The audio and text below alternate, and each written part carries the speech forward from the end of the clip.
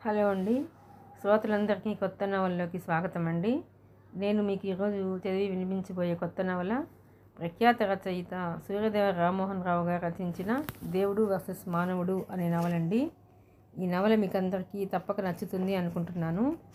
మీకు నచ్చితే కనుక ప్లీజ్ లైక్ చేయండి, షేర్ చేయండి, సబ్స్క్రైబ్ చేయండి. ఇక కథలోకి వెళ్తామండి. మనిషిని దేవుడు సృష్టించాడని విశ్వసించకపోవడానికి ఏముంది? కేవలం తర్కం తప్ప. మనిషిని మనిషే ప్రకృతికి విరుద్ధంగా సృష్టించడం చూసి చేయగలిగింది ఏముంది? విస్తుపోవడం తప్ప. కానీ మానవుని విజ్ఞానం వికృతమైన ప్రయోగాలకి దారితీసి రేపటి మానవుడు నేడే ఆవిర్భవించి ప్రపంచాన్ని గడగడలాడించడానికి సమాయత్తమవుతుంటే జాగ్రత్త పడటానికి ఏముంది? వణికిపోవడం తప్ప. స్కాట్లాండ్ ప్రతిష్టాత్మక రోస్లిన్ ఇన్స్టిట్యూట్ మొదటిసారిగా క్లోనింగ్ ప్రక్రియ ద్వారా డాలీ సృష్టించబడింది ఇక్కడే. జెనెటిక్స్ చదివిన వారి కలల సామ్రాజ్యం ఈ కార్యాలయమే. ఇక్కడ కనుక ఒక్కసారి అడుగుపెట్టినట్లయితే చాలు తమ చదువుకి సార్థకత ఏర్పడుతుందని భావించేవారి భూతల స్వర్గం ఇదే. మానవజాతి శారీరక మానసిక పరిస్థితులలో విప్లవాత్మకమైన మార్పుల కోసం కృషి చేస్తున్న ఈ పరిశోధనాలయం ప్రపంచం ఊహించలేని ఎన్నో ప్రయోగాలను తనలో ఇముడ్చుకుని నిశ్శబ్దంగా పనిచేసుకుపోతోంది. ఒక మనిషి 100 ఏళ్ళు బతికితే నేడు ఎంతో వింతగా ఉంటోంది. మానవుని సగటు ఆయుర్దాయం 60-70 ఏళ్ళకి మించని ఈ రోజుల్లో ప్రతి మనిషి 2-3 వేల ఏళ్ళు బతకగలడని, అది సమీప భవిష్యత్తులోనే అని తెలిస్తే ఒక్కసారిగా మనిషి జీవన విధానం మారిపోతుంది. వెనక్కి తిరిగి చూస్తే ఏముంది? బాల్యం 10 ఏళ్ళు 10 నిమిషాల్లో కరిగిపోయింది అని నిట్టూర్చనక్కర్లేదు. మనిషికి ఇష్టమైన నాళ్ళు హాయిగా స్వేచ్ఛగా కల్లా కపటం లేకుండా బాల్యంలో జీవించవచ్చు. యవ్వన మాధుర్యం తనివి తీరా అనుభవించకముందే 40వ వడి తెల్ల వెంట్రుకల వడి వచ్చాయని చింతించనక్కర్లేదు. 1000 ఏళ్లకి పైన ఉరకలేసే ఉత్సాహంతో నవనవోన్మేష చైతన్యంతో జీవితాన్ని అనుభూతిమయం చేసుకోవచ్చు. 60 ఏళ్ళు దాటగానే ఇంకెన్నాళ్ళు బతుకుతామనులే అని నిర్లిప్తతతో మొహంలో అస్పష్టంగా కనిపించే ప్రేతకళను చూసి కుంగిపోనక్కర్లేదు. ఇన్నాళ్లుగా మనం సంపాదించిన జ్ఞానం, అనుభవం, పెద్దరికం నలుగురికి పంచుతూ 100 సంవత్సరాలు తృప్తిగా బతకొచ్చు. ఈ మార్పులన్నీ రావాలి. మనిషి ఆయుర్దాయం పెరగాలి. ప్రకృతి సహజత్వాన్ని సవాల్ చేసే స్థితికి మానవుని మేధస్సు పెరిగిపోయింది. ఫలితంగా జెనెటిక్స్, బయోకెమిస్ట్రీ, బయోటెక్నాలజీ, మైక్రోబయాలజీ వంటి రంగాల్లో పరిశోధనలు ఊపందుకున్నాయి. మనిషి ఆయుష్ పెరగాలన్న ప్రాథమిక ఆలోచనలతో ప్రారంభమైన ప్రయోగాలు ఎన్నో కొత్త పుంతలు తొక్కుతున్నాయి. అమెరికా, ఫ్రాన్స్, ఇండియా లాంటి దేశాలు $1 బిలియన్ వ్యయంతో ఎన్నో ప్రాజెక్టులను చేపడుతున్నాయి. హ్యూమన్ జీనోమ్ ప్రాజెక్టు అందులో ఒకటి. అలాగే మానవ క్లోనింగ్ ప్రధాన ఆశయంగా ఏర్పడ్డ సంస్థ రోస్లిన్ ఇన్స్టిట్యూట్. ఆ రోజు ఆ పరిశోధనా సంస్థ అడ్మినిస్ట్రేటివ్ ఆఫీస్లో ఒక నిర్ణయం క్యాజువల్గా జరిగిపోయింది.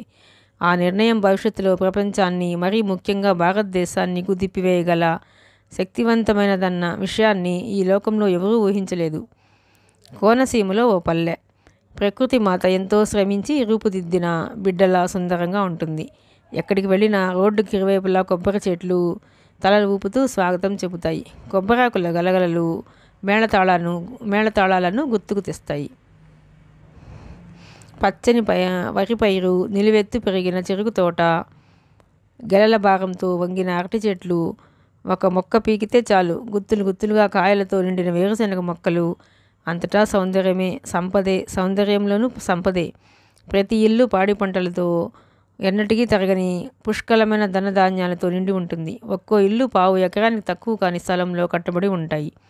మిద్దె ఇళ్ళు, మండువా లోగిలి ఇళ్ళు, సాదా పెంకుటిళ్ళు అన్నీ చెయ్యి తిరిగిన చిత్రకారుని బొమ్మల్లా ఏ లోపము లేకుండా ఉంటాయి. ఇంటి ముందు రంగువల్లులు ఎంత అందంగా ఉంటాయో ఇంట్లోని ఆడపిల్లలు అంతే అందంగా ఉంటారు. కృష్ణానదిని జడగా, గోదావరి పాయను నడుం వంపుగా చేసుకుని హొయలుపోతుంటారు. ఊళ్ళోని అమ్మాయిలంతా ఏ పెళ్లిలోనో ఏ తిరునాళ్లలోనో కలిసి కిలకిలా నవ్వులు రువ్వుతూ సందడి మొదలు పెట్టారంటే కుర్రకారు గుండెల్లో కొత్త గుబులు రేగుతుంది. ఈ సందడితోనే కుర్రాళ్ళు సతమతమవుతుంటే కొత్తగా ఇంకో గరటం లాంటి వార్త ఉవ్వెత్తున లేచింది. అనంతరామయ్య గారి మనవరాలు ఊళ్ళోకి వచ్చిందని, ఇంకో 10 రోజులు ఇక్కడే ఉంటుందని చాలాసేపు ఆ అమ్మాయి గురించే గుసగుసలు పోయారు. అబ్బో, ఇలాంటి అందమా, ఆమె ఒళ్ళు లేత కొబ్బరిలా మిసమిసలాడుతోందని కొందరంటే, కాదు కాదు లేత తాటి ముంజలా ఉందన్నారు మరికొందరు. ఆమె కళ్ళు కలవరేకులని, ముక్కు సంపెంగని, నోరు దొండపండని, పలువరుస దానిమ్మ గింజలని, మెడ శంఖమని, టోటల్గా మనిషి పూర్వకాలపు కావ్యాలలోని నాయికగా ఉందని తేల్చేస్తారు. నిజమే, శివాని అందంగా ఉంటుంది. ఆ అందం కన్నా ఆమె వ్యక్తిత్వం మరింత గొప్పగా ఉంటుంది. తాతలు, తండ్రి కోటీశ్వరులే. ఆమె ఖర్చుల కోసం డబ్బు వేలల్లో ఇస్తారు. ఆ డబ్బును కష్టాల్లో ఉన్న వాళ్ళకి దానం చేసేస్తుంది. తను మాత్రం సాదా చీరలు, ఖరీదు తక్కువలో సౌకర్యంగా డీసెంట్గా ఉండే చుడిదార్లు కొనుక్కుంటుంది. చెవులకి సింపుల్గా చిన్ని దుద్దులు, మెళ్ళో సన్నపాటి చైన్, చేతికి ఒక గాజు, మరో చేతికి వాచి. ఇది ఆమె అలంకరణ. ఆమెలోని సంతృప్తికి నిదర్శనంగా కళ్ళు మెరుస్తూ ఉంటాయి. అమాయకత్వానికి నిదర్శనంగా చూపులు సున్నితంగా ఉంటాయి. పసితనానికి గుర్తుగా బుగ్గలు పాలుగారుతూ ఉంటాయి. చూడగానే ముద్దుగా, బొద్దుగా, బాపు బొమ్మల, బంతి పువ్వులా ఉంటుంది. ఆమె ఉండేది హైదరాబాద్లో. జెనెటిక్స్ సబ్జెక్ట్ మీద ఇంట్రెస్ట్తో డిగ్రీ పూర్తి చేసింది. నాన్ లోకల్ లిస్ట్లో ఆ సెట్లో ర్యాంక్ తెచ్చుకుంది. ఇంకో 10 రోజుల్లో ఆంధ్ర యూనివర్సిటీలో చేరాలి. దాదాపు 5 ఏళ్ల తర్వాత తాతగారిని చూడాలని వచ్చింది. అనంతరామయ్య గారిది పెద్ద ఫ్యామిలీ. 3 అన్నదమ్ములు. పిల్లలకి పెళ్ళిళ్ళయ్యాక ఇల్లు సరిపోక వేర్లు పడ్డారు. అనంతరామయ్యకు 2 కొడుకులు, 2 కూతుళ్ళు. చిన్న కూతురికి ఉన్న ఊళ్ళోనే సంబంధం చేశారు. వీరింటి సందు చివరే వాళ్ళ ఇల్లు. పెద్ద కూతురే శివాని తల్లి. కొడుకులిద్దరూ ఊళ్ళోనే వ్యవసాయం చేసుకుంటూ భూముల మీదనే ఆస్తిని రెట్టింపు చేస్తున్నారు. ఇద్దరికి 2 సంతానం, ఒక ఆడపిల్ల, ఒక మగ పిల్లవాడు. పెద్ద కొడుకు రఘురామ్ కూతురు సునీల శివాని తోటిదే. కొడుకు చైతన్య వీళ్ళకన్నా పెద్దవాడు. ఊళ్ళోనే గత ఏడాది కెమికల్ ఫ్యాక్టరీ ఓపెన్ చేశాడు. దాని మూలంగా ఊళ్ళో సుమారు 50-60 మందికి ఉద్యోగాలు దొరికాయని అందరూ చైతన్యని దేవుడిలా కొలుస్తారు. చిన్న వయసులోనే పెద్ద ఎత్తుకి ఎదుగుతున్న మనిషి చైతన్య. ఇక చిన్న కొడుకు అనుదీప్ డిగ్రీ 2వ సంవత్సరంలోకి వచ్చాడు. కూతురు దీప్తి ఇంటర్ 2nd ఇయర్. ఈ పిల్లల సరదాలతో అనంతరామయ్యకి, అతని భార్య సరస్వతికి కడుపు నిండిపోతుంటుంది. కాకపోతే పెద్ద కూతురు దూరంగా హైదరాబాద్లో ఉంటుందనే బెంగ. ఇద్దరూ డాక్టర్లు. క్షణం తీరిక ఉండదు. ఎప్పుడన్నా వచ్చినా ఓ పూట ఉండటము గగనమే. వారికి శివాని ఒక్కతే కూతురు. కారు ఊళ్ళోకి అడుగు పెడుతుండగానే కళ్ళు ఇప్పాచి ఆ పల్లెటూరి వాతావరణాన్ని మైమర్చి చూస్తుండిపోయింది. 5 ఏళ్ల కిందట హడావిడిగా ఓ రోజు రాత్రిపూట వచ్చి తెల్లవారుజామునే బయలుదేరిపోయారు. ఆ రోజు ఇంట్లో సునీల ఒక్కతే ఉంది. ఆమెతోనే ఆ కాసేపు మాట్లాడింది. అప్పుడప్పుడు ఇద్దరు ఉత్తరాలు రాసుకుని ఫోన్లలో మాట్లాడుకునేవారు. డబ్బు సంపాదనలో స్టేటస్ పెంచుకోవడంతో మునిగిపోయిన కూతురు, అల్లుడు అయిన వారి ఆప్యాయతల్ని, అనుబంధాల్ని మర్చిపోతున్నారని అనంతరామయ్య అప్పుడప్పుడు ఫోన్లో శివాని దగ్గర వాపోతుండేవారు. విషాదంగా వినడం తప్ప సమాధానం చెప్పడానికి. ఆమె మాత్రం ఏం ప్రేమని, అభిమానాన్ని పొందిందని. సెలవుల్లో శివానికి పంపించమన్నా ఏవో కోచింగులని అవి ఇవి చెప్పి పంపించేవారు కాదు. ఆమెకి మెడిసిన్లో ర్యాంకు రాకపోవటం చాలా గొడవలకి దారితీసింది. ఆ సమయంలో మాత్రం ఏం ప్రేమని పొందిందని. ఇక అప్పటి నుంచి కూతురి చదువు మీద ఆశ వదిలేసుకున్నాడు. 1-2 ఏళ్ళాగి ఏ మినిస్టర్ కొడుకుకో, బిజినెస్ టైకూన్ సుపుత్రుడికో కట్టుబెట్టాలని మరింత డబ్బు సంపాదించడంలో మునిగిపోయారు. తాతయ్యకి దగ్గరగా ఉండొచ్చన్న ఉద్దేశంతోనే ఆమె ఆంధ్ర యూనివర్సిటీలో జాయిన్ అయింది. ఆ శుభవార్త తన నోటితోనే చెప్పాలని లగేజీ సర్దుకుని తల్లికి తండ్రికి మాత్రం చెప్పి బయలుదేరింది. కూతురికి తోడుగా తన సెక్రటరీని పంపించాడు తండ్రి. ఇంటి ముందు ట్యాక్సీ ఆగగానే రంగవల్లికలు తీర్చిదిద్దుతున్న దీప్తి నోరావలించి చూసి పరికిణి కాళ్ళకి అడ్డుపడుతున్నా లెక్క చేయకుండా ముగ్గుగిన్నె తన్నేసి మరీ లోపలకు పరుగు తీసింది. అందరికీ ఈ వార్త జేరేసేందుకు. సందు చివర ఇంట్లోంచి కృష్ణవేణి పిన్ని తొంగి చూస్తుంటే ఆనందంగా చెయ్యూపింది శివాని. ముఖం వికసించగా స్నానం చేసి వస్తానన్నట్టు సైగ చేసింది కృష్ణవేణి. డ్రైవర్ లగేజీ దించుతుండగా పాలేర్లు వచ్చి లోపలికి మోసుకుపోయారు. ఇంటిల్లు పాది వరండాలోకి వచ్చేసి శివానిని అద్భుతంగా చూడసాగారు. ముందుగా తేరుకున్నది సరస్వతి. ఇంటికి మహాలక్ష్మి వచ్చినట్లుంది, రామ్మ అంటూ ఆప్యాయంగా చేతులు చాపింది. ఇంటికి మహాలక్ష్మి వచ్చినట్లుంది రామ్మ అంటూ ఆప్యాయంగా చేతులు చాపింది. పెదాల మీద నవ్వు చిందులేస్తుండగా మెరుస్తున్న మొహంతో అమ్మమ్మ దగ్గరకు చేరింది. అందరూ కుశల ప్రశ్నలు వేశారు. ఊహించని విధంగా మనవరాలు రావడం అనంతరామయ్యకు చెప్పలేని సంతోషాన్ని కలిగించింది. మొదటి నుంచి పిల్ల అందరికన్నా పెద్ద కూతురంటే అతనికి మమకారం ఎక్కువ. అచ్చుగుద్దినట్లు ఆ పోలికలతో ఉండే శివాని అన్న వల్ల మాలిన మమకారం. స్నానాలు టిఫిన్లు అయ్యాక అందరూ మండువాలో సమావేశమయ్యారు. కూతురు అల్లుడి విశేషాలు అడిగి తెలుసుకుంది సరస్వతి. అత్తయ్య మామయ్య కూడా వచ్చుంటే బాగుండేది సునీల అంది.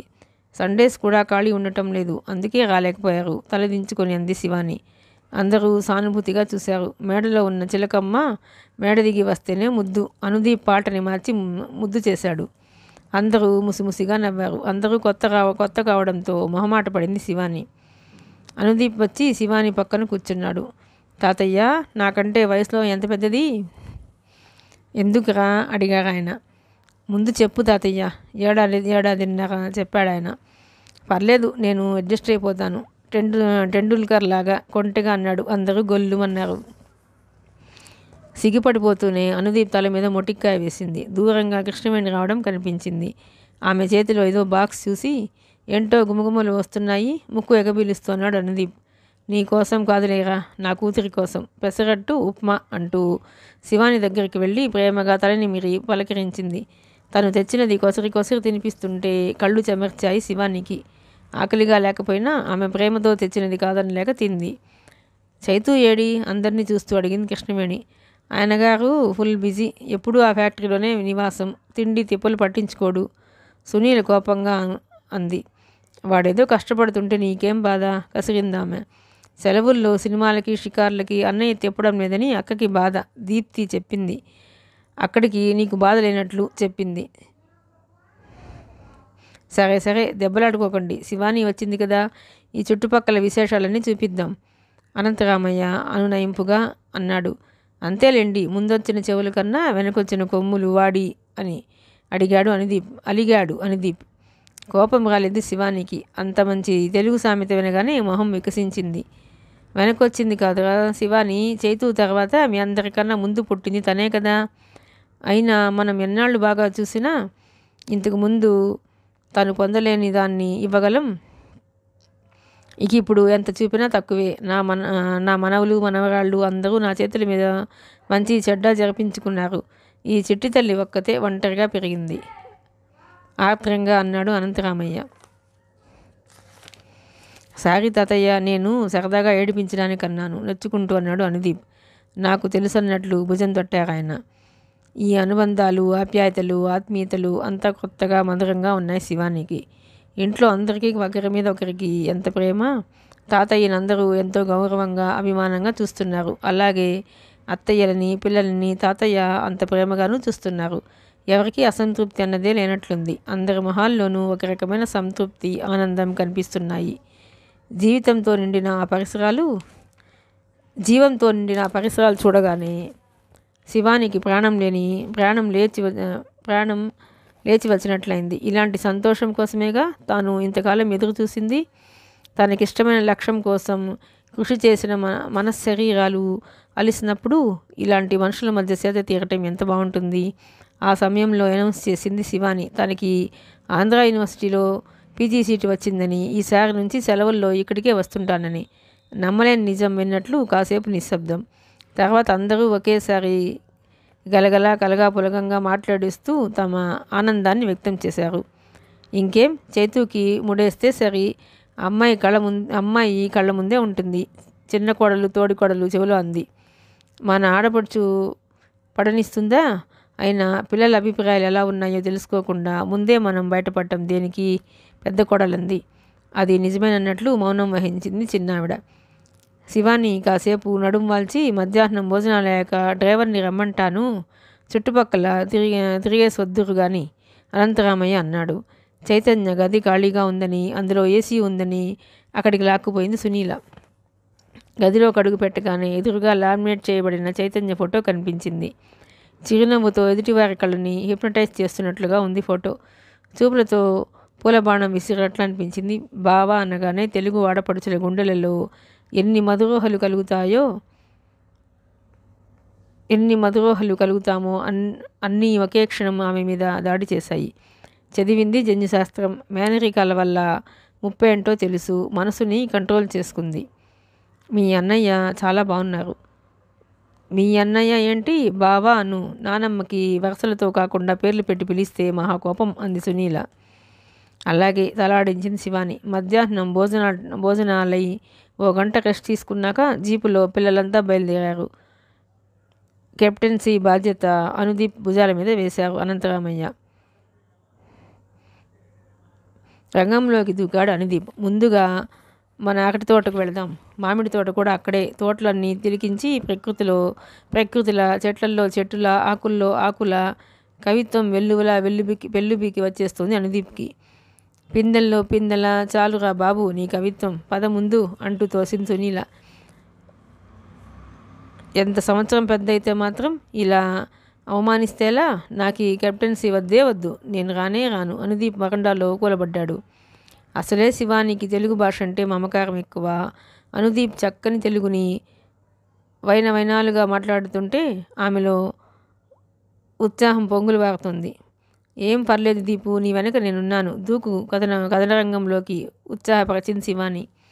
కళ్ళు ఇప్పార్చి ఆమె వెంక చూసి, అబ్బా ఇన్నాళ్ళకి నా భాషకి మంచి తోడు దొరికింది, పద శివాని, మన ఇద్దరం ఒక జట్టు.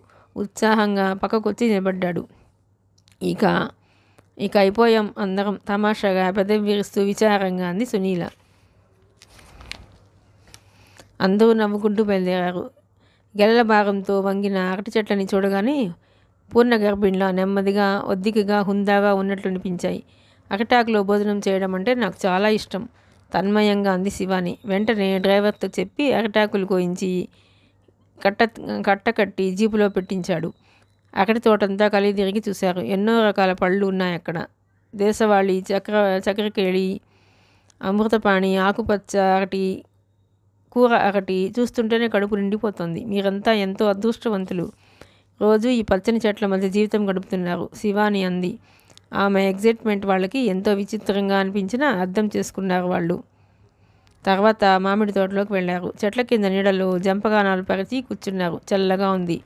పైరగాలి మెల్లగా వీస్తోంది. ఒక గాలి అలా వచ్చి మెల్లగా సుతారంగా శరీరాన్ని స్పృశించిపోతుంటే హాయిదనంతో కళ్ళు అరమూతలు పడకపోతే అదేం జీవితం? మామిడి చెట్ల గుబుర్లలోకి రకరకాల పెట్టెలు వచ్చి చేరుతున్నాయి. వాటి కలకలా రావాలు సంగీతంలా ఉన్నాయి. పాలేరు, కొబ్బరి నీరు, లేత కొబ్బరి, తాటి ముంజలు వలిచి ఆకుల్లో పెట్టి తెచ్చాడు. మిగతా వాళ్ళందరూ న్యాచురల్గా తినగా చాలా ఇష్టంగా తింది శివాని. ఇంకా సేపట్లో మనం ఏరు దగ్గరికి వెళుతున్నాం. కాలు మీద కాలు వేసుకుని వెలికిల్లా పడుకుని చెట్ల గుబుర్లలోకి దీర్ఘంగా చూస్తూ అనౌన్స్ చేశాడు అనుదీప్. రియల్లీ? ఏరు ఉందా ఇక్కడ? ఇంతవరకు వినడమే తప్ప ఏరు కాలువలని ఎప్పుడూ చూడలేదు. పదండి హడావిడి చేసి బయలుదేరదీసింది. ఏటి వరకు జీపు వెళ్ళదు కాబట్టి కాలినడకనే బయలుదేరారు. మధ్యలో డొంకతో దాటాల్సి వచ్చింది. అటు ఇటు ఒత్తుగా పెరిగిన రక్కిస పొదలు, తుమ్మరేగు చెట్లు, పరిక్కాయ చెట్లు, ఉమ్మెత్తలు అన్ని చెట్లు కొత్తవి కావడంతో అడిగి తెలుసుకుంది శివాని. పరిక్కాయలు కోసిచ్చాడు. పుల్లగా బాగున్నాయి అని మెచ్చుకుంటూ తింది. కాలి కింద తెల్ల ఇసుక చెప్పుల సందుల్లోంచి దూరి వచ్చి మరీ వేళ్లకి కితకితలు పెడుతోంది. దూరంగా ఏరు కనిపించగానే పరుగులు తీశారందరూ. ప్రతిబింబాలు స్పష్టంగా కనిపించేలా స్వచ్ఛంగా ఉంది ఏరు. గంభీరంగా తొణకకుండా చిరుచిరు అలల సవ్వడితో పలకరిస్తోంది ఏరు. ఏటి మీద సూర్యకిరణాలు ఏటవాలుగా పడుతూ బంగారు మలాం అదినట్లుగా ఉన్నాయి. పరిగెత్తుకుంటూ వెళ్ళి ఏటిలో గబుక్కొని దూకారందరూ. అంత స్వచ్ఛంగా ఉన్న నీటినంతా తాగేయాలనిపిస్తోంది. నీళ్లు ఒకరి మీద ఒకరు చల్లుకుంటూ ఈతలు కొడుతూ అలా ఎంతసేపు అక్కడ ఆడారో వాళ్ళకే తెలియదు. చివరికి అతి బలవంతం మీద లేచి ఒడ్డుకి వచ్చి ఎండలో బట్టలు ఆరబెట్టుకున్నారు. అరగంటలో ఆరిపోయాయి బట్టలు. తిరిగి చైతన్య ఇండస్ట్రీస్ వైపు నడక ప్రారంభించారు. దూరం నుంచి కనిపిస్తున్న చైతన్య కెమికల్ ఇండస్ట్రీస్ని చూడగానే అనుదీప్ కామైపోయాడు. What happen? ఎందుకలా అయ్యావు? అనుదీప్ భుజం మీద చిన్నగా కొడుతూ అంది శివాని. ఇక్కడ నుంచి రాక్షస సామ్రాజ్యం. రాక్షస అంటే పని రాక్షస సామ్రాజ్యం. మా సోదరుడు 24 గంటలు గడిపే నందనవనం ఇది. తనకి నందనవనమే కానీ మనకి తుమ్మడొంక లాంటిది. కాబట్టి ఇక్కడ నుంచి ఎంత తొందరగా వీలైతే అంత తొందరగా బయటపడటం మంచిది హెచ్చరించాడు అనుదీప్. అతని మాటలకి పక్కపక్క నవ్వారందరూ. మా దీపుకి అన్నయ్య అంటే భయం. సెలవుల్లో ఏదో ఒక వర్క్ అంటకట్టేస్తాడేమోనని ఈ బాధంతా. సునీల గుట్టు విడమర్చి నవ్వుతూనే చెప్పింది. లోపలికి అడుగు పెట్టారందరూ. చైతన్య రూమ్కి వెళ్ళేసరికి లోపల లేడు, రౌండ్స్లో ఉన్నారని చెప్పారు. ఆ ఇండస్ట్రీ అంతా తిప్పి చూపించే బాధ్యతని అనుదీప్ తీసుకున్నాడు. ఒక్కొక్క యూనిట్ దగ్గరకు తీసుకువెళ్ళి అన్నీ వివరంగా చూపించడం మొదలుపెట్టాడు. ఆ ఇండస్ట్రీ టర్నోవర్ 2 కోట్లు. ఇదంతా అతి తక్కువ వ్యవధిలో చైతన్య సాధించాడని విని ఆశ్చర్యపోయింది శివాని. చివరగా రీసెర్చ్ వింగ్ వైపు నడవటం ప్రారంభించారు. అందరికన్నా ముందు శివాని నడుస్తోంది. ఆమె పక్కన అనుదీప్. అతను ఏదో జోక్ వేసేసరికి ఆపుకోలేక ఫకాలను నవ్వుతూ స్ప్రింగ్ డోర్ తెరిచి రీసెర్చ్ ల్యాబ్లోకి ప్రవేశించింది శివాని. ఆ ఏసీ ల్యాబ్లో అంతవరకు ఉన్న నిశ్శబ్దం చెల్లా చెదురైంది. గోదావరి గలగలా వినిపించిన నవ్వుకు అక్కడున్న సైంటిస్టులందరూ వారికి ఏదో సలహా ఇస్తున్న ఆజానుబాహుడైన యువకుడు డిస్టర్బ్ అయ్యి తలెత్తి చూశారు.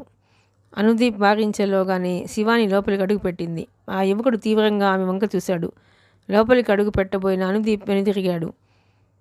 శివాని బిక్కుబిక్కుమంటూ నిల్చుండిపోయింది. గ్లాస్ డోర్స్ బయట నిల్చున్న సైన్యాన్ని చూసి అసహనానికి లోనయ్యాడు చైతన్య. గెట్అవుట్ ఫ్రమ్ హియర్ గట్టిగా అరిచాడు. ఉలిక్కి పడింది శివాని. అర్థం కానట్లు చూసి 2 అడుగులు వెనక్కి వేసింది. ఆమె ముఖం అవమానంతో కందిపోయింది. బయటకు వచ్చేసింది ఆమె. మళ్ళీ వాళ్ళ ముగ్గురు తమ పనిలో పడిపోయారు. శివాని రాగానే ముగ్గురు చుట్టుముట్టారు. ఆమె ముఖంలోని అవమానాన్ని చూసి నొచ్చుకుంది సునీల.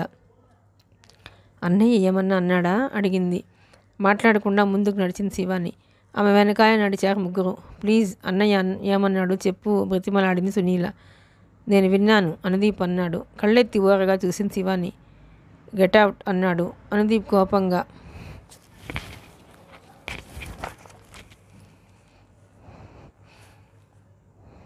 ఆశ్చర్యపోయింది సునీల. కానీ వెంటనే సర్దుకుంటూ ల్యాబ్లో ఉన్నాడు కదా, డిస్టర్బ్ అయి ఉంటాడు. అదిగాక శివానిని అన్నయ్య ఎప్పుడు చూడలేదు, అందుకే అలానే ఉంటాడు అని అన్నదామె. గొప్ప, మీ అన్నయ్యని వెనకేసుకుని వస్తున్నావు. తెలియని వాళ్ళైతే మాత్రం గెట్అవుట్ అని అనొచ్చా? ఆమెతో వాదన వేసుకున్నాడు అనుదీప్. నువ్వు మాట్లాడుకో, కావాలని గొడవ ఎక్కువ చేస్తావేమిటి? తను కూడా సీరియస్ అయింది సునీల. లేకపోతే శివానిని, మన అందమైన శివానిని పట్టుకుని గెట్అవుట్ అంటాడా? తాతయ్యతో చెప్తాను ఉండు అంటూ ఆమెను బెదిరించాడు అనుదీప్. చటుక్కున తగ్గిపోయింది సునీల. అది కాదురా, శివానిని అంటే నాకు మాత్రం బాధ కదా, కానీ అన్నయ్య పరిస్థితులు అటువంటివి, అర్థం చేసుకోమంటున్నాను. అయినా ఇంటికి వచ్చిన తర్వాత అన్నయ్యతో సారి చెప్పిద్దాం ఓదార్పుగా అంది సునీల. అప్రయత్నంగా కళ్ళలోకి నీళ్లు తిరిగాయి శివానికి. ఇండస్ట్రీ బయట ఉన్న గార్డెన్లోని పచ్చిక మీద కూర్చుండిపోయింది. ఆమె కళ్ళల్లోని నీళ్లు చూసి కంగారు పడిపోయారు ముగ్గురు. ఆమె పక్కనే దిగులుగా కూర్చున్నారు. ఎందుకు ఏడుస్తున్నావు అడిగింది దీప్తి. చిన్నగా నవ్వింది శివాని. ఆ నవ్వులో ఏ ఉత్సాహమూ లేదు. జ్ఞాపకాల బరువుతో నవ్విన విషాదపు నవ్వు అది. వారాల తరబడి తల్లిదండ్రులతో మాట్లాడే అవకాశం వాళ్ళు తనకి ఇవ్వనప్పుడు తనే తెగించి ఏ హాస్పిటల్లోనో ఏ సెమినార్లోనో మమ్మీ డాడీ అనుకుంటూ వెళ్ళబోగా గెట్అవుట్ అని వాళ్ళు అరచిన సందర్భాలు ఎన్నో. చిన్నతనం నుంచి తనకు అలవాటైన అనుభవమే అది. కానీ అప్పుడు ఎవరూ తన గురించి ఇంతగా ఆలోచించలేదు. కానీ ఇప్పుడు కొత్తగా ఈ అనుబంధాలు ఆత్మీయతలు చూస్తుంటే కళ్ళు చెమరుస్తున్నాయి. ఇన్నాళ్లుగా ఈ ప్రేమాభిమానాల కోసం తను ఎంతగానో తప్పించిపోయింది. ఇప్పుడు అవి దొరకగానే వీళ్ళని వదిలి ఇంతకాలం ఒంటరిగా ఎలా బతికానా అని ఆశ్చర్యం వేస్తుంది. శివాని, నిన్ను చూస్తుంటే నాకు మంచి కవిత్వం వస్తుంది, చెప్పనా అడిగాడు అనుదీప్. సునీల, దీప్తి భయంగా చూశారు. శివాని ఆసక్తిగా చూసింది. ఉత్సాహంగా మొదలుపెట్టాడు అనుదీప్. నీ నవ్వులో వినవచ్చాయి గోదావరి గలగలలు, నీ కళ్ళల్లో కనిపించాయి తామర్ల కలకలలు, నీ కాళ్ళల్లో కనిపించాయి లేడి పిల్లల పరుగులు, నీ బుగ్గల్లో విరిశాయి లేత గులాబీ సొగసులు. ఇవన్నీ నేను చెప్పే అచ్చమైన నిజాలు. కానీ అందరూ ఆసక్తిగా అనుదీప్ వంక చూశారు. అప్పుడప్పుడు నేను చెబుతుంటా అబద్ధాలు ముగించాడు. 10 సెకండ్ల వరకు అతని మాటల్లోని అర్థం ఎవరికీ బోధపడలేదు. ముందుగా అర్థమైంది శివానికి. యూ లిటిల్ రాస్కెల్ అంటూ అనుదీప్ మీదకు దూసుకు వచ్చింది. అతను లేచి పరుగు అందుకున్నాడు. మిగతా ఇద్దరు ఆమెను అనుసరించారు. చెట్ల మధ్య ఎగిరే సీతాకోక చిలుకల గుంపులా మనోహరంగా ఉన్న ఆ దృశ్యాన్ని చైతన్య మేడ మీద గ్లాస్ డోర్లోంచి చూస్తున్న సంగతి వాళ్ళెవరూ గమనించలేదు. చెట్టు పుట్ట తిరిగి రాత్రి 8 గంటలకు ఇల్లు చేరుకున్నారు. నలుగురు వెళ్ళగానే వాకిట్లో పడకుర్చీలో కూర్చున్న అనంతరామయ్య దగ్గరకు పరిగెత్తింది శివాని. ఓహ్ తాతయ్య, మార్వలెస్ ఎక్స్పీరియన్స్. అక్కడ ఏరు ఎంత బాగుంటుందో తెలుసా? చాలాసేపు నీళ్ళలో తడిసాం, తాటి ముంజలు తిన్నాం, చాలా అల్లరి చేశాం. నాకు ఇక్కడ ఎంతో నచ్చింది సంబరంగా చెప్పింది శివాని. వీళ్ళు చేస్తున్న హడావిడికి ఇంటి లోపల ఉన్న వారందరూ బయటకు వచ్చారు. పిల్లలు నలుగురు కలగా పొలగంగా షికారు విశేషాలు చెప్పటం ప్రారంభించారు. నెమ్మదిగా అమ్మమ్మ ఒడిలోకి చేరిపోయింది శివాని. ఇంట్లో ఉన్న వాళ్ళంతా ఎవరికి తోచిన స్థలాల్లో వాళ్ళు కూర్చున్నారు. వారి అందరి మధ్య అమ్మమ్మ ఒళ్ళో తలపెట్టుకుని తన జీవితం ఇంత నిశ్చింతగా, ఇంత భరోసాగా, ఇంత సందడిగా ఉంటుందా? అందరి మొహాలలోకి మార్చి చూడసాగింది శివాని. అమ్మమ్మ శివాని బుగ్గలు పుణికి, స్నానం చేయమ్మా, చైతన్యం వచ్చే వేళైంది, భోజనాలు చేద్దాం అంది. విసురుగా లేచింది శివాని. ఏమీ వద్దు, నేను భోజనం చేయను. తెచ్చిపెట్టుకున్న కోపంతో విసుసా లోపలికి నడిచింది. ఏమైందని అడిగారు పెద్దవాళ్ళు. అనుదీప్ వివరించి చెప్పగానే అందరూ ఫకాలను నవ్వారు. అందరూ స్నానం చేసి రాగానే డాబా మీద వెన్నెల్లో భోజనాలు అరేంజ్ చేశారు. పైకి వెళ్ళి అక్కడి వాతావరణం, ఆ ప్రశాంతను, అక్కడి అరేంజ్మెంట్స్ అన్నీ చూసి ఎంతగానో ఆశ్చర్యపోయింది శివాని. మా మమ్మీ డాడీ ఇటువంటి వెదర్లో డిన్నర్ తీసుకోవడానికి ముంబై వెళ్ళి 1 lakh ఖర్చు పెట్టారు తెలుసా? కానీ ఇంత ఆనందం మాత్రం రాలేదు. హోటల్ వాళ్ళు ఎంత బాగా సర్వ్ చేసినా ప్రేమ, ఆప్యాయత ఎందుకుంటుంది? శివాని అనగానే అందరి మనసులు ఒక్కసారిగా భారంగా తయారయ్యాయి. శివానికి ఇక్కడి పద్ధతులు వచ్చినందుకు అందరూ ఎంతగానో సంతోషించారు. పిన్ని కూడా పిల్లల్ని తీసుకురావటం చూసి మరింత సంతోషించింది శివాని. చైతన్య వచ్చి స్నానం చేస్తున్నాడు. రాగానే భోజనాలు మొదలు పెడదామని చెప్పారు. ఆ డాబా మీద 5-6 తెల్లని పరుపులు వేసి వాటికి పక్కగా చాపలు వేసి ఆహార పదార్థాలను ఉంచారు. వెన్నెల ఎంత విరగ్గా వస్తుందంటే కరెంట్ అవసరం లేనంతగా. చైతన్య మెట్లెక్కి రావడం చూసి, త్వరగా రా అల్లుడు, ఆకలి దంచేస్తుంది, పిన్ని తొందర పెట్టింది. పొడవాటి ఆకారం మెట్లెక్కి రావడం చూసి అప్రయత్నంగా గుండె దడదలాడింది శివానికి. చూసి చూడనట్లుగా మొహం అటు ఎటో తిప్పి కూర్చుంది శివాని. చైతన్య రాగానే అమ్మమ్మ అతనికి ఎదురు వెళ్ళి, ఈరోజు మన ఇంటికి కొత్త వెలుగు వచ్చింది, కనిపెట్టావా అంది. ఏం ట్యూబ్లైట్లు ఏమైనా ఎక్కువ పెట్టావా? శివాని వంక ఓరగా చూస్తూ అన్నాడు చైతన్య. ఉక్రోషంగా అనిపించింది శివానికి. అందరూ నవ్వారు. అతను చిన్నగా నవ్వుతూ శివాని వంక చూడసాగాడు. అనుదీప్ మెల్లగా వచ్చి, మనకు దెబ్బ కొట్టే అవకాశం ఉంది, డోంట్ వరీ అనునయంగా అన్నాడు. అమ్మమ్మ మనవడి మాటకు, అది కాదురా, శివాని మన ఇంటికి వచ్చింది. శివాని అంటే తెలుసుగా, మీ పెద్ద మేనత్తగారు అమ్మాయి. నువ్వు ఎప్పుడు చూసి ఉండవు అంది. చైతన్య తల పంకించి శివాని వంక చూసి హలో అన్నాడు. ఏం బదిలివ్వకుండా అనుదీప్తో కలిసి ఓ మూలకు వెళ్ళిపోయి గుసగుసలాడటం ప్రారంభించింది. వడ్డన ప్రారంభమైంది. పని మనుషులు ఉన్నా అమ్మమ్మ స్వయంగా తనే వడ్డిస్తోంది. అందరికీ కొసరి వేస్తూ భోజనంతో పాటు అభిమానాన్ని కూడా రంగరించి పెడుతోంది. శివాని అమ్మమ్మ దగ్గరకు వెళ్ళి ప్లేట్ తెచ్చుకోవడం చూసి సునీల వెక్కిరిస్తూ, అదేమిటి, భోజనం చేయనన్నావుగా అంది. అమ్మమ్మ సునీల చూడు ఫిర్యాదు చేసింది. చైతన్య ముసిముసిగా నవ్వుకుంటున్నాడు. అది చూసి మరింత చిరాకు పడి విసురుగా అనుదీప్ దగ్గరికి వెళ్ళిపోయింది. భోజనం చేస్తున్నంతసేపు ఆలోచించి ఒక ప్రణాళికను సిద్ధం చేశారు అనుదీప్, శివానీలు. 30 గంటలో భోజనాలు ముగిశాయి. పనివాళ్ళు సగంజామా తీసేసి ఆ ప్రదేశాన్ని శుభ్రం చేశారు. అందరూ విశ్రాంతిగా పరుపుల మీద వాలి పిచ్చాపాటి కబుర్లు చెప్పుకోవడం ప్రారంభించారు. అనుదీప్, శివానీలు కిళ్ళీలు తయారు చేసే పనిలో పడ్డారు. చేసిన కిళ్ళీలను అందరికీ అందిస్తూ వచ్చారు. చైతన్య పిట్టగొడన అనుకుని నిల్చొని శివానిని నిశితంగా పరిశీలించసాగాడు. అతను తన వంకే చూడటం ఇబ్బందిగా అనిపించినా బింకంగా అటు ఇటు తిరుగుతోంది శివాని. చివరకు పాన్ తీసుకుని చైతన్య దగ్గరికి వెళ్ళింది శివాని. అనుసరించాడు అనుదీప్. పాన్ అందిస్తూ తీసుకోండి అంది. మాట్లాడకుండా తీసుకున్నాడు. శివాని గిరుక్కున వెనుతిరిగిపోతుండగా ఆగు అన్నాడు. అడుగులు తెత్తి వేస్తున్న వాళ్ళల్లా ఒక్కసారి ఉలిక్కిపడి ఆగారు అనుదీప్, శివానీలు. ఎవరైనా నాకేమన్నా ఇస్తే అందులో సగం అయినా ఇవ్వటం నాకు అలవాటు. పాన్ని మధ్యకు తుంచి సగం ముక్క శివాని నీకు ఇస్తూ తీసుకో అన్నాడు. అందరూ ఆసక్తిగా ఇట్టే చూస్తున్నారు. కారం తిన్నట్లు తయారైంది శివానికి. స్లో మోషన్లో లాగా తల తిప్పి అనుదీప్ వంక చూసింది. అతను అదే పొజిషన్లో ఉన్నాడు. తీసుకో మళ్ళీ అన్నాడు చైతన్య. అందరూ చూస్తుండటంతో తప్పనిసరి తీసుకుంది. 30 సెకండ్లు మౌనంగా గడిచిపోయాయి. తీసుకోమంటే అర్థం తినమని చెప్పాడు. పెత్తరపోయి అతని మొహం వంక సగం కిళ్ళీ వంక చూడసాగింది ఆ శివాని. ఆమె అవస్థ చూసి అతని పెదాల మీద చిలిపి నవ్వులు చిందులేశాయి. ఎవరు తీసిన గోతిలో వాళ్లే పడతారు అంటే కరెక్ట్ అర్థం ఇదే కదూ, ఆమెకే వినిపించేలా అన్నాడు. ఏడుపు మొహం వేసుకుని చూసింది. తినమ్మా, బావిచ్చిందే కదా అంది చిన్నత్తయ్య. అందరూ తినమని గొడవ పెడుతుండగా ఉక్రోషంగా కిళ్ళిని నేలకేసి కొట్టి విసురుగా కిందకి వెళ్ళిపోయింది. కింద పడ్డ తమలపాకులోంచి పచ్చిమిరపకాయ ముక్కలు చెల్లాచెదురుగా బయటపడ్డాయి. ఏమైందని అందరూ ఆతృతగా అడిగారు. చైతన్య పెద్దగా నవ్వి, పట్నం మరదలు పల్లెటూరు బావ గురించి తక్కువ అంచనా వేసి కిడ్నీలో పచ్చిమిరపకాయ ముక్కలు పెట్టింది అన్నాడు. అందరూ ఒక క్షణం ఆశ్చర్యపోయి మళ్ళీ నవ్వేశారు. ఏంటి చైతు, వచ్చిన దగ్గర నుంచి అమ్మాయిని ఏడిపిస్తున్నావు? వాళ్ళమ్మ కోప్పడింది. నేనేం చేశాను? ఆ అమ్మాయి నన్ను ఏడిపించాలనుకుంది. ఏది వీలవ్వలేదని ఉడికిపోయింది. ఏం తాతయ్య, ఇందులో నా తప్పేమైనా ఉందా? అనంతరామయ్య దగ్గరికి వచ్చి అన్నాడు చైతన్య. నీ తప్పేం లేకపోయినా రాక మన ఇంటికి వచ్చిన అమ్మాయిని బాధ పెడితే ఏం బాగుంటుంది? బ్రతిమలాడుకోవటం నీ డ్యూటీయే తాతయ్య చెప్పేశాడు. చైతన్య కాసేపు ఏదో ఆలోచిస్తూ ఉండి ఆ తర్వాత మెల్లగా కిందకి దిగటం చూసి చిన్న కోడలు పెద్ద కోడలిని మోచేత్తో పొడిచి చూపించింది. చైతన్య కిందకి దిగాడు. ఆ అమ్మాయికి పడమర వైపు గది ఇచ్చారని తెలిసి అటువైపు నడిచాడు. తలుపులు వేసి ఉన్నాయి. దగ్గరగా వెళ్ళి నాక్ చేశాడు. తీసే ఉంది. లోపల నుంచి శివాని గొంతు వినిపించింది. నెమ్మదిగా తలుపు తోశాడు.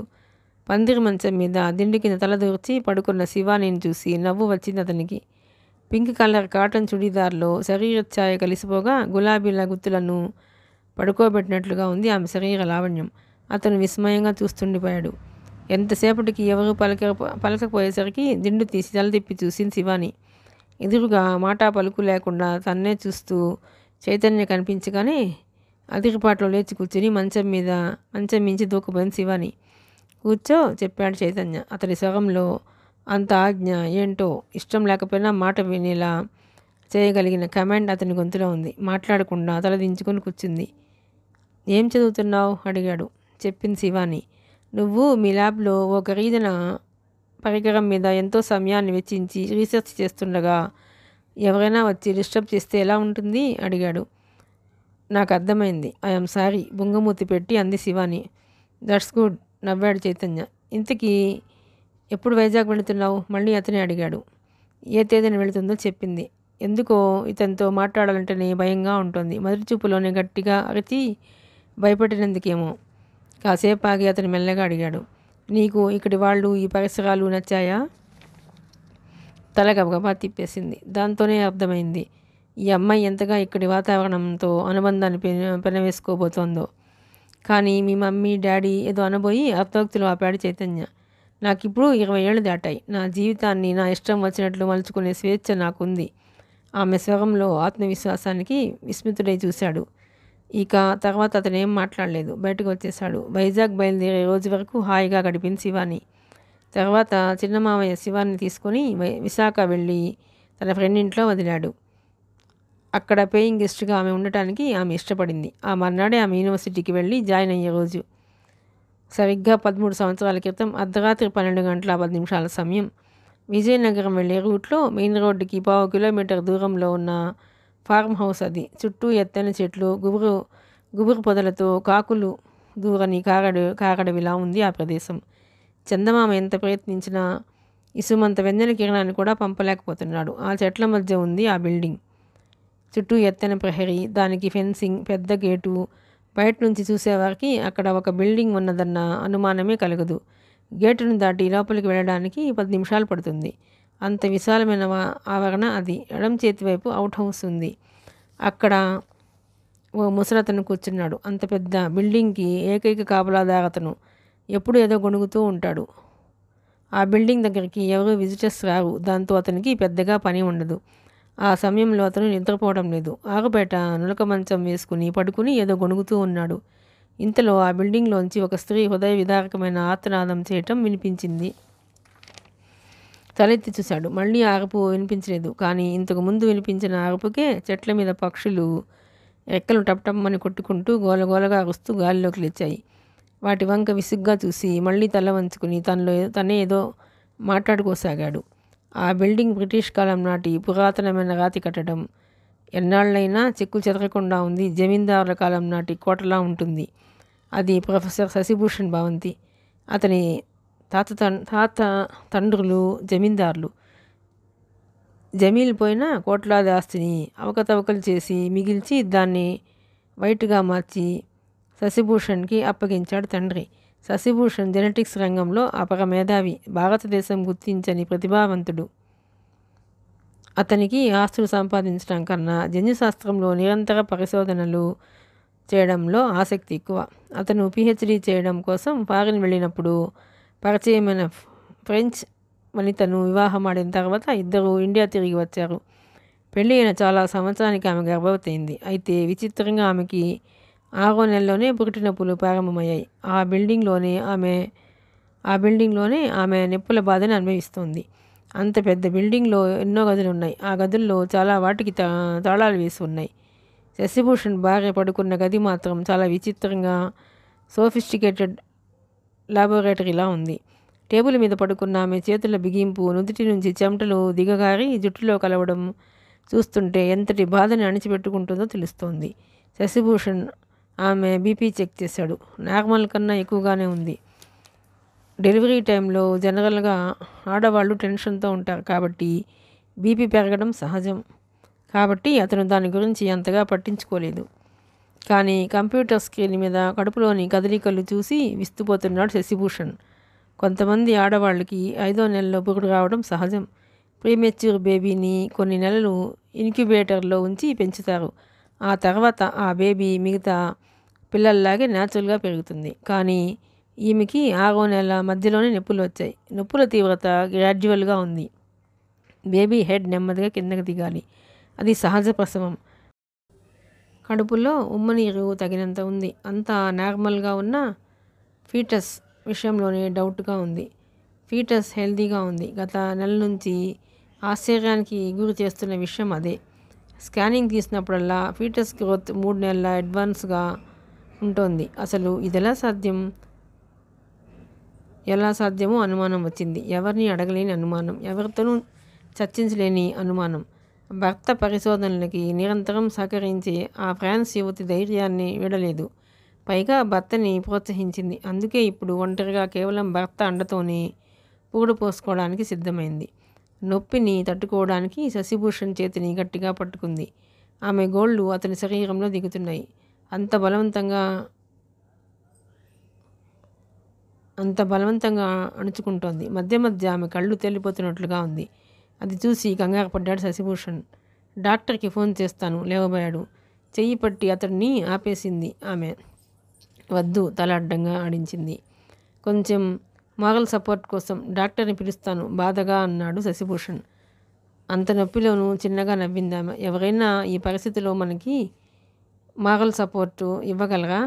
విడదీసి పలికింది. నిస్సహాయంగా నిలబడిపోయాడు శశిభూషణ్. అప్రయత్నంగా కంప్యూటర్ స్క్రీన్ కేసు చూసి ఒక్కసారిగా ఉలిక్కిపడ్డాడు శశిభూషణ్.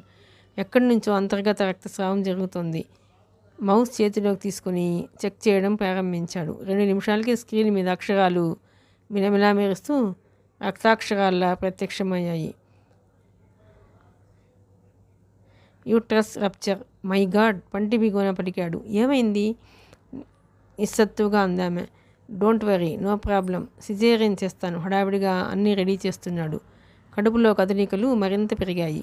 తట్టుకోవడం కష్టంగా ఉంది. సడన్గా గమనించిందామె తన దృష్టి మసకబారుతున్న సంగతి.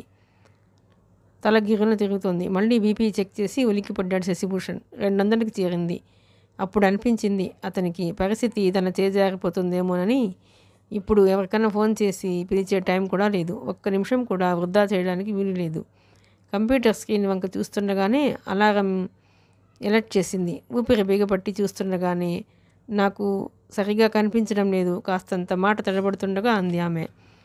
నిశ్చేష్టుడయ్యాడు. మరింత త్వరపడి చకచకా చేతులకి గ్లోవ్స్ తొడిగి మెడికేటెడ్ నైఫ్తో పొట్టని కోయడానికి సిద్ధమవుతుండగా ఆమెకి ఆఖరి నొప్పులు ప్రారంభమయ్యాయి. బేబీ హెడ్ కిందకి దిగింది. యోని భాగం చీరుకుపోయి పెద్ద తల బయటకు వచ్చింది. శశిభూషణ్ ఆశ్చర్యంగా నోరు తెరిచి చూస్తుండగా కంప్యూటర్ మళ్ళీ హెచ్చరించింది. అతను మౌస్ జరపబోతూ ఆమె వంక చూశాడు. బాధతో గొంతు పగిలేలా అరవాల్సిన ఆమె మగతలోకి జారుకుంటోంది. ఒకవైపు ఈ ప్రపంచంలో ఇంతవరకు ఏ శిశువుకు లేనంత పెద్ద తలతో సగం బయటకు వచ్చిన బేబీ, ఇంకోవైపు సహజ విరుద్ధంగా మగతలోకి జారుతూ ఆమె. మరోవైపు ఏదో ప్రమాదాన్ని సూచిస్తూ కంప్యూటర్ అలారం. లిండా ఆమె చెంపల మీద గట్టిగా తడుతూ అలారం దగ్గర క్లిక్ చేశాడు. డేంజర్ లైట్తో మళ్ళీ రక్తాక్షరాలు.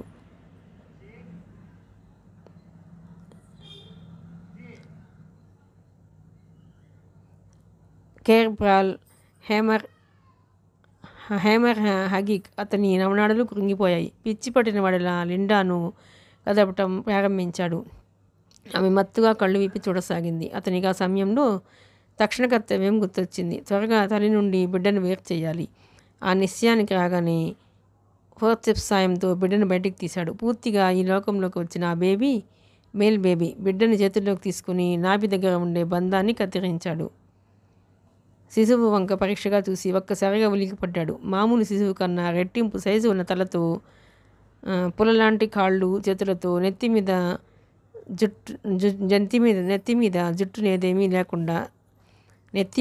జుట్టు అనేది ఏమీ లేకుండా ఉబ్బెత్తుగా ఉన్న కళ్ళతో చూడటానికి అరవీర భయంకరంగా ఉన్న శిశువును చూడలేక గబాలన పక్క టేబుల్ మీద పడుకోబెట్టి లిండా దగ్గరికి వచ్చాడు. అప్పటికి ఆ శిశువును ఆమె గమనించిందనటానికి నిదర్శనంగా ఆమె కళ్ళల్లో అపనమ్మకం తొంగి చూసింది. శశిభూషణ్ బాధగా నవ్వాడు. అతనికి అర్థమైంది తను చేయగలిగింది ఏమీ లేదు. అప్పటికే ఈమె కోమాలోకి వెళ్లకుండా ఉండటమే గొప్ప విషయం. ఒక మహాసంగ్రామంలో శత్రువుల దాటికి తన సైన్యమంతా చెల్లా చెదురు కాగా నిస్సహాయంగా నిలబడిన మహారాజులా ఉన్నాడతను. లిండా కళ్ళతో అతని దగ్గరికి రమ్మని సైగ చేసింది. ఆమె తల మీద స్పృశించి నుదుటిని చుమ్మించాడు. జాగ్రత్త, నో సెంటిమెంట్స్ చెబుతుండగానే సడన్గా మాట ఆగిపోయింది. శరీరం చలనరహితమైంది. అతను చాలాసేపు నిస్తేజంగా కుర్చీలో కూర్చుని ఆమె విగత శరీరం వైపు చూస్తుండిపోయాడు. తనని నమ్ముకుని తల్లిదండ్రులని, స్వదేశాన్ని వదిలి ఇండియా వచ్చి తన పరిశోధనల కోసం బలైపోయిన ఆమె ఆత్మశాంతికి తనేం చేయగలడు? నిజమే, తనకి ఏ విషయంలోనూ ఎప్పుడూ సెంటిమెంట్స్ లేవు. కానీ ఇప్పుడు ఈమెను చూస్తుంటే మనసు మూలలోంచి బాధ కెరటం గుప్పున ఎగిసిపడుతోంది. తనలోని చైతన్యాన్ని, పరిశోధనాభిలాషను ఆమె మరణం అణిచిపెడుతోంది. కానీ అదే జరిగితే ఆమె మరణానికి అర్థమేముంది? ఆమె ఆత్మత్యాగం చేసింది ఈ ప్రపంచానికి సరికొత్త విషయాలను తెలపాలని. ఆమె మరణించిన ఆమె స్ఫూర్తి తన్ను చివరి వరకు నడిపించాలి. ఆమె జ్ఞాపకాలే ఊపిరిగా ఈ జన్యుశాస్త్రంలో తను నూతన ఆవిష్కరణను ఈ ప్రపంచానికి అందించాలి. బరువుగా ఊపిరి విడిచిలేచాడు. సడన్గా గుర్తుకు వచ్చింది అతనికి తను బేబీని క్లీన్ చేయకుండా టేబుల్ మీద వదిలేసిన సంగతి. ఆ పని పూర్తి చేయడం కోసం టేబుల్ దగ్గరకు నడిచి బేబీ వంక చూసి ఉలిక్కిపడ్డాడు. పుట్టగానే ఏడ్చిన శిశువులను చూశాడు. పుట్టగానే నవ్విన శిశువులను చూశాడు. పుట్టగానే కళ్ళు చిట్లించి కోపంగా ఉన్న శిశువులను చూశాడు. కానీ ఈ శిశువు మాత్రం కళ్ళు తెరిచి తన వంకే చూస్తున్నాడు. అతి పెద్దవైన కనుగుడ్లలో మెదిలే భావాన్ని గుర్తించడానికి అతని మనస్సు నిరాకరిస్తోంది. ఆ శిశువు తనని విచిత్రంగా చూస్తోంది. ఏది వద్దనుకున్నాడో అదే జరగబోతున్నది అనటానికి ఆ చూపే ప్రారంభమని అప్పుడు గుర్తించలేదు.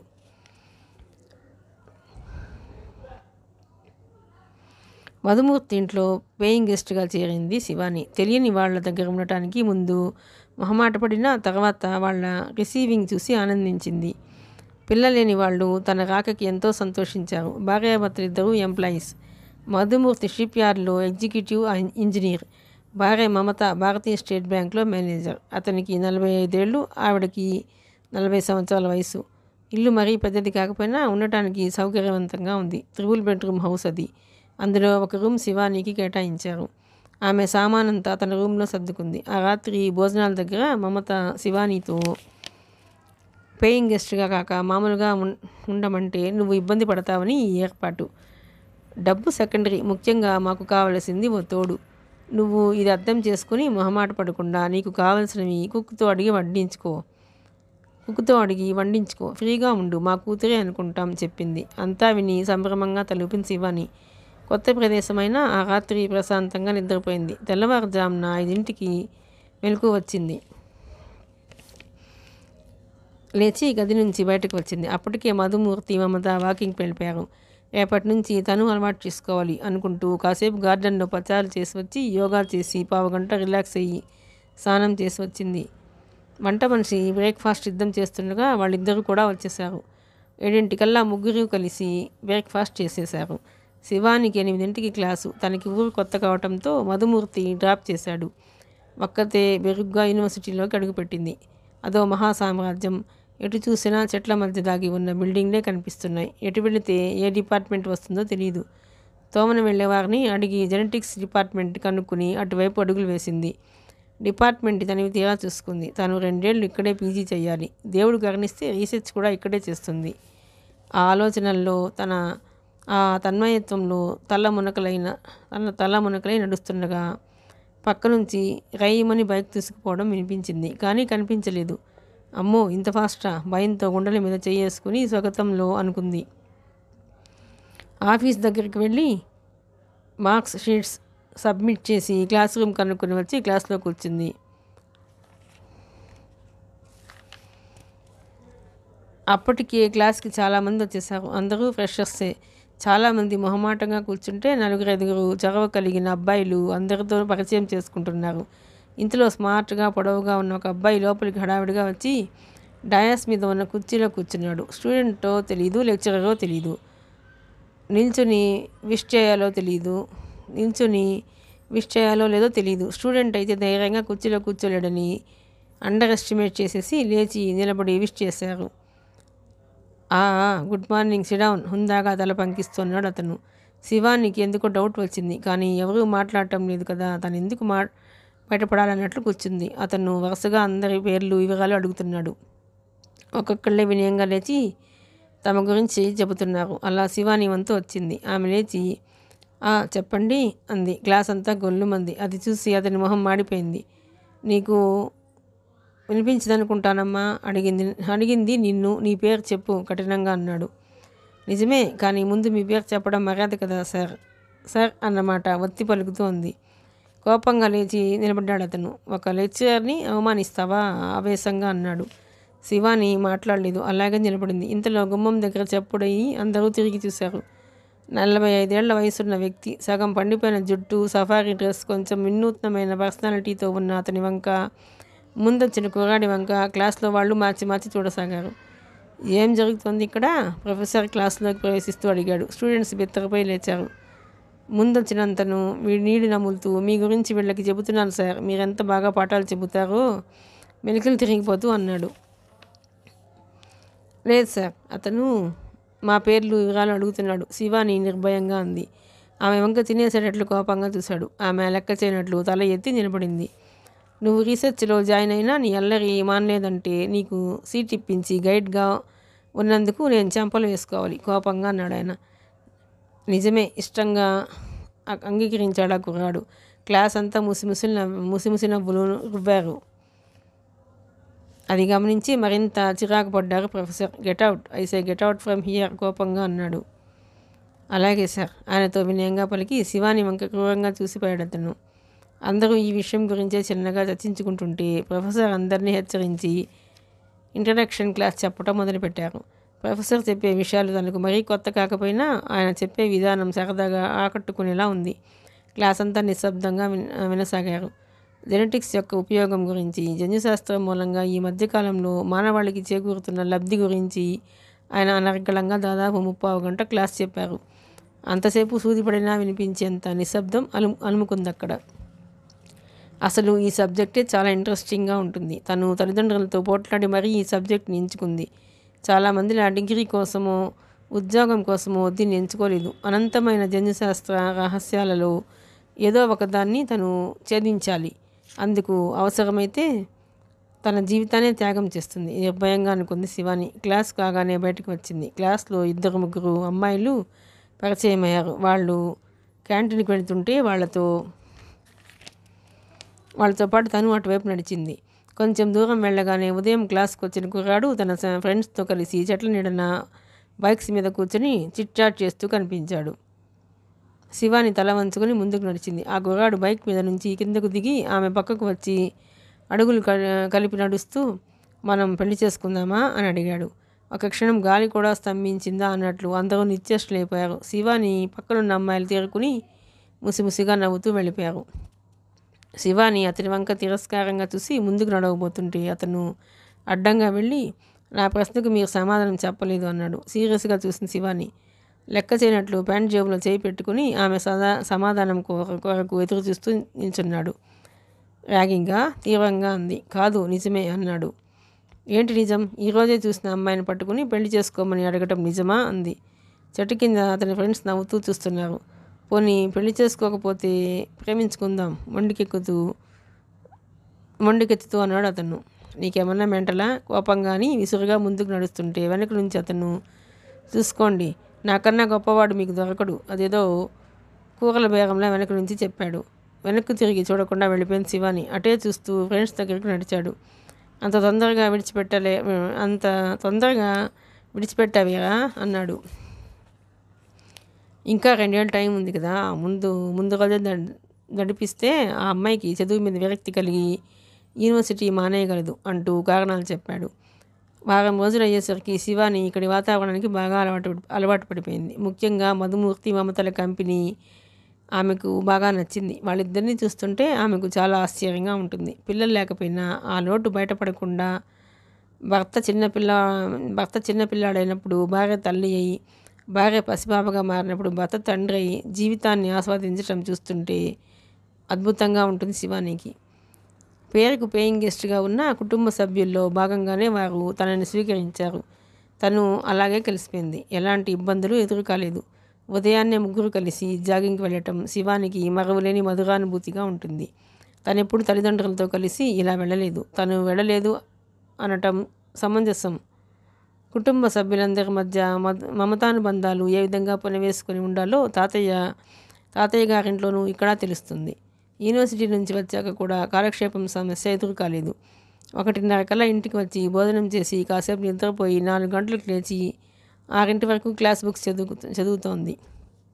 ఆ తర్వాత మధుమూర్తి మమత ఎప్పుడు వస్తారా అని ఎదురు చూడటం ఎంతో ఆనందంగా ఉంటుంది. వాళ్ళు వచ్చాక ప్రపంచమే తెలియదు. ఏదో కబుర్లు ఆటపాటలతో కాలం ఇట్టే గడిచిపోతుంది. 2 రోజులకు ఒకసారి తాతయ్య ఫోన్ చేస్తూనే ఉన్నాడు. ఆయన చేసినప్పుడు అందరూ ఇంచుమించుగా మాట్లాడతారు. ఒక్క చైతన్య తప్ప. తల్లిదండ్రులు కూడా రోజు చేస్తున్నారు. పొడి మాటలు తప్ప మనసును కదించే ప్రేమ ఏది అందులో ఉండదు.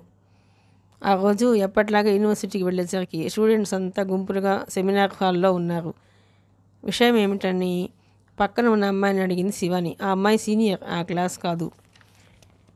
ఈరోజు మన విజిటింగ్ ప్రొఫెసర్ శశిభూషణ్ గారి క్లాస్ చెప్పింది ఆ అమ్మాయి స్వరంలో ఏదో అద్భుతాన్ని తిలకించబోతున్న సంభ్రమం. ఆయన ఎవరో తెలియకపోవడంతో అమాయకంగా అడిగింది శివాని. శశిభూషణ్ గారు తెలీదా? ఆశ్చర్యంగా అడిగింది ఆ అమ్మాయి. మళ్ళీ అంతలోనే ఏమనుకుందో ఏమో. శశిభూషణ్ గారి పేరు తెలియని వారు మన యూనివర్సిటీలోనే లేరు. అనంతమైన విజ్ఞానాన్ని తన మేధలో నిక్షిప్తం చేసుకున్న మేధావి అతను. ఆయన చెప్పిన పాఠం ఒక్కసారి వింటే మళ్ళీ రోజు వినాలనిపిస్తుంది. క్లాసు మనదైనా సీనియర్ స్కాలర్స్ అందరూ వస్తారు. వారానికి ఒక్కసారి ఆయన క్లాస్. అందుకే ఎవరూ మిస్ కారు చెప్పింది ఆమె. ఇంతలో సెమినార్ హాల్ బయట కలకలం వినిపించింది. అందరూ తలలు తిప్పి అటు చూశారు. 5-6 స్టూడెంట్స్ వెంటరాగా శశిభూషణ్ సెమినార్ హాల్లో ప్రవేశించాడు. వాళ్ళల్లో మొదట తమ క్లాసుకు వచ్చి ఏడిపించిన అబ్బాయి కూడా కనిపించాడు. శశిభూషణ్ డయాస్ మీద నుంచుని నెమ్మదిగా గొంతు సవరించుకున్నాడు. అందరూ ఆసక్తిగా ఆయన వంక చూశారు. 6 అడుగుల పొడవాటి శరీరం, దబ్బపండుగు ఛాయ, దృఢమైన శరీరాకృతి, ఇప్పుడిప్పుడే నుదుటిపైన ఊడుతున్న జుట్టు, తీక్ష్ణమైన చురుకైన కళ్ళు, నిరాడంబరమైన వస్త్రధారణ. 45 ఏళ్ల వయసున్న ఆయనను చూడగానే గౌరవాభిమానం కలుగుతుంది ఎవరికైనా. ఆయన మొట్టమొదట ఎలాంటి భేషజం లేకుండా తనను తాను పరిచయం చేసుకున్నాడు. అది ఎంతగానో నచ్చింది శివానికి. ఆయన కంఠం చాలా గంభీరంగా వినసొంపుగా ఉంది. తర్వాత జూనియర్స్ పేర్లను కనుక్కున్నారు. ఆయన స్పీచ్ ప్రారంభించే ముందు ఉపోద్ఘాతంగా జెనెటిక్స్ సంబంధించి మీకున్న లక్ష్యాలు ఏమిటో చెప్పండి అని అక్కడున్న వారిని అడిగాడు. అందరూ మొహాలు చూసుకున్నారు. ఎవరూ మాట్లాడలేదు. ఆయన జూనియర్స్ని ఏడిపించని ఆయన జూనియర్స్ని ఏడిపించిన స్కాలర్ను చూపించి అతని లక్ష్యం ఏమిటో మీకు తెలుసా అని అడిగాడు. అతని లక్ష్యం తెలిసిన కొంతమంది ముసిముసిగా నవ్వుకున్నారు. జూనియర్స్ అయితే అయోమయంగా చూశారు. కోతి నుంచి మనిషి జాతి పుట్టింది కాబట్టి మన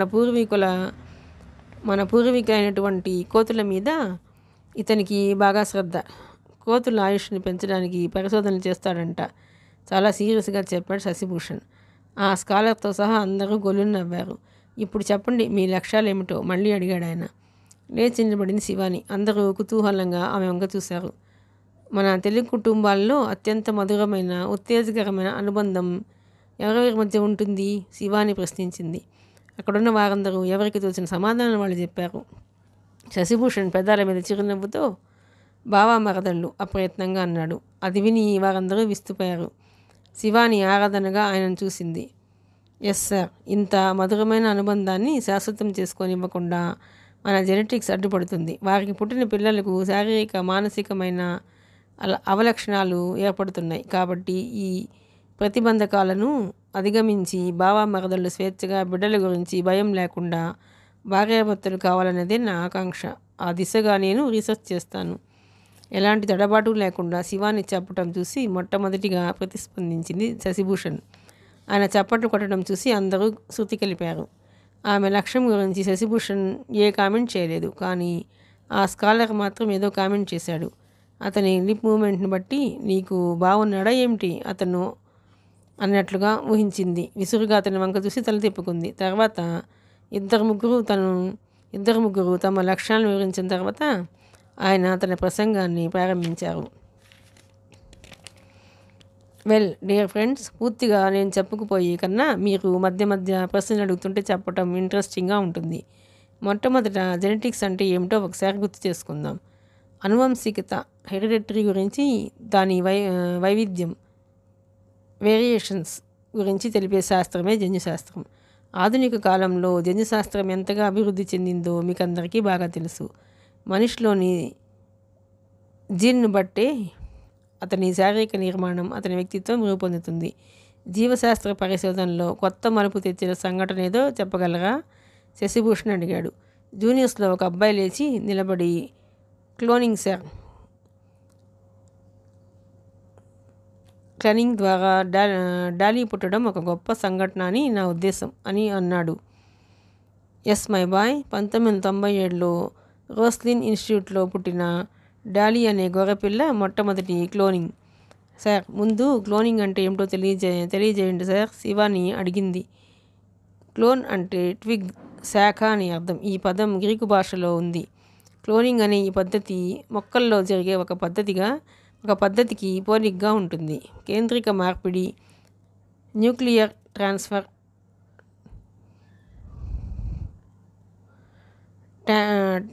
ట్యాంక్ అను పద్ధతి ద్వారా క్లోసిన్ను ఉత్పత్తి చేశారు. ప్రతి కణం సెల్లో కేంద్రం ఉంటుంది. ఈ కేంద్రకమే కణం మొక్క పనితీరును, దాని యొక్క పెరుగుదలను ఉత్పత్తి చేస్తుంది. ప్రతి కేంద్రకంలో క్రోమోజోమ్స్ ఉంటాయి. వీటిలోనే జన్యువులు ఉంటాయి. కేంద్రక మార్పిడి పద్ధతిలో వెజిటేటివ్ కణం యొక్క కేంద్రంకు తీయబడిన జైగోట్ స్త్రీ పురుష జీవకణం సంయోగం వలన కలుగు జీవకణంలోకి ప్రవేశపెడతారు. ఆ విధంగా మార్పు చేయబడిన జైగోట్ని విద్యుత్ తరంగాల సహాయంతో చురుగ్గా విభజన చెందే విధంగా చేస్తారు. ఇలా పూర్తిగా అభివృద్ధి చెందిన గర్భపిండము ఎంబ్రయో సరోగేట్ మదర్ యొక్క గర్భాశయంలోకి ప్రవేశపెడతారు. సాధారణంగా క్లోన్ అనేది తల్లి వలె ఉంటుంది. కానీ ఒక్క సెక్సువల్ రీప్రొడక్షన్లో మాత్రం ఆ క్లోన్లు తల్లి మరియు తండ్రి యొక్క గుణాలను కలిగి ఉంటాయి. ఈ క్లోనింగ్ ఇప్పుడు ప్రపంచవ్యాప్తంగా చర్చనీయాంశమైంది. రిచర్డ్ సీడ్ అనే శాస్త్రవేత్త మానవ క్లోనింగ్ను గూర్చి మొట్టమొదట ప్రతిపాదన చేశాడు. దాని వలన ప్రపంచవ్యాప్తంగా విమర్శలను ఎదుర్కొన్నాడు. ఇటీవల కాలంలో సంతానం లేని 200 జంటలను మానవ క్లోనింగ్కు సంసిద్ధం చేసి ఇటలీ శాస్త్రవేత్తలు సంచలనం సృష్టించారు. ఈ మధ్య క్లోనింగ్ ద్వారా సృష్టించబడిన శిశువులను ప్రపంచానికి పరిచయం చేసి ప్రశంసలతో పాటు అపవాదాన్ని కూడా మూటకట్టుకున్నాడు. సమీప భవిష్యత్తులో ప్రతి మనిషి తనకు ఎలాంటి బిడ్డ కావాలో రూపొందించుకునే స్థాయికి విజ్ఞానం పెరిగిపోయింది. భగవంతుని సృష్టిని మనిషి ధిక్కరించాడు. తానే స్వయంగా ప్రతిసృష్టి చేస్తున్నాడు. కానీ అనేక వ్యాధులతో డాలీ మరణించటం అనుమానాలకు తావిస్తోంది. క్లోనింగ్ సురక్షితం కాదన్న సందేహాలు తలెత్తుతున్నాయి. కానీ మానవ అవయవాల క్లోనింగ్ మాత్రం చాలా ప్రశంసనీయమైన ప్రక్రియ. దీనివలన చెడిపోయిన అవయవాలను తీసి ఆ రోగిలోని కణాల ద్వారా వృద్ధి చేయబడిన కొత్త అవయవాలను పెట్టవచ్చు. ఒక క్షణం ఆపాడు శశిభూషణ్. సార్, ఇది నైతికంగా సమర్థనీయమైందంటారా? శివాని మధ్యలో కల్పించుకొని అడిగింది. శశిభూషణ్ మొహంలో రంగులు మేరాయి. ఒక క్షణం అతని మొహంలో విషాదం తాండవించింది. పరిశోధనాభిలాషకి హద్దులు లేవమ్మా. నైతికమా అనైతికమా అని సైంటిస్ట్ ఆలోచించడు. ఆలోచిస్తే ప్రపంచాన్ని గడగడా వణికిస్తున్న అణుబాంబు తయారయ్యేదే కాదు. అయితే ఆ పరిశోధనలను మానవాళి అభివృద్ధికి మళ్లించడం ప్రభుత్వం చేయాల్సిన పని. దురదృష్టవశాత్తు ప్రతి దేశ రాజకీయ నాయకుల్లోనూ కుటుంబం పట్ల, దేశం పట్ల స్వార్థం ఎక్కువగా ఉండటం చేత విజ్ఞానం వికృత చేష్టలకి దారితీస్తోంది. పసుపు మీద, వేప చెట్టు మీద, చివరికి వేదం అనే మాట మీద కూడా ఎవరో పేటెంట్ పొందుతుంటే మనం చూస్తూ ఊరుకోవాల్సి వస్తుంది, ఆవేదనగా అన్నాడు ఆయన. కాసేపు చర్చ దాని మీద జరిగిన తర్వాత సీనియర్స్లో నుంచి ఒక అమ్మాయి లేచి, sir, GM foods, GM crops గురించి చెప్పండి అడిగింది. Good question. జెనెటికల్లీ మోడిఫైడ్ క్రాప్స్ని సింపుల్గా జిఎం ఫుడ్, జిఎం క్రాప్స్ అంటాం. దీని మూలంగా మనకు కావాల్సిన విటమిన్, ప్రోటీన్ అని ఒక ఆహార వస్తువులోనే పొందవచ్చు.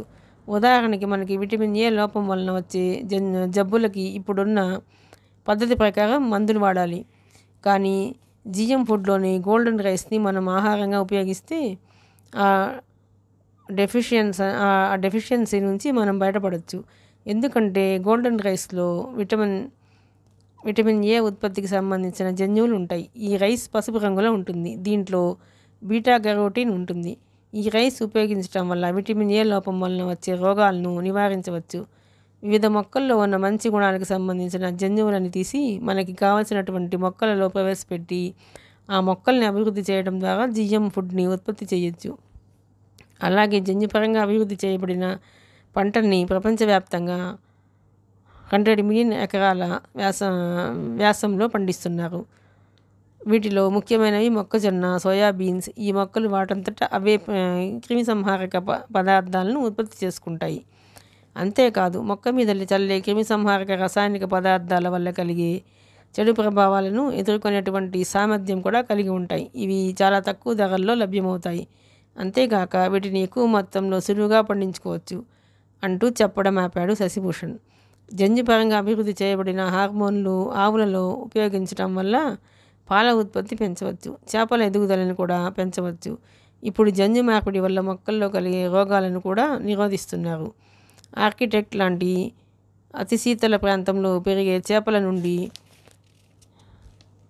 టమోటా మొక్కలను జన్యు మార్పిడి చేసినందువల్ల ఆ మొక్కలు చలి రోగాన్ని ఎదుర్కొనగలుగుతున్నాయి. ఎడిబుల్ వ్యాక్సిన్ కూడా ఒక రకమైన జన్యుపరంగా అభివృద్ధి చేయబడిన ఆహార పదార్థాలే. ఈ టెక్నాలజీ ఇంకా సరిగ్గా పరీక్ష చేయబడలేదు కాబట్టి వాటిని ఉపయోగించడానికి ప్రజలు వెనుకడుగు వేస్తున్నారు. వాటి వల్ల చెడు ప్రభావాలు కలగకపోవచ్చునేమోనని ప్రజలు